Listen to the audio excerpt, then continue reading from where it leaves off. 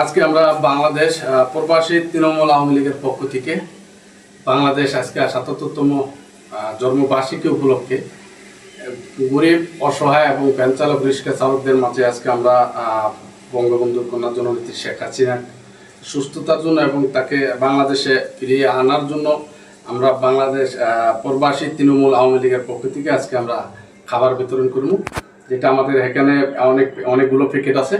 আমরা সারা ঢাকার আজকে বিতরণ করবো এগুলো আজকের দেশের যে পরিচিতি, তারপরে ইনশাল্লাহ আমরা এগুলা বিতরণ করবো। রিক্সা চালক, ভ্যান চালকদের মাঝে এগুলা বিতরণ দেওয়া হবে এবং সবাই আমাদের জন্য দোয়া করবেন ইনশাল্লাহ, জানি আমরা সুস্থভাবে এগুলা দিয়ে আসতে পারি।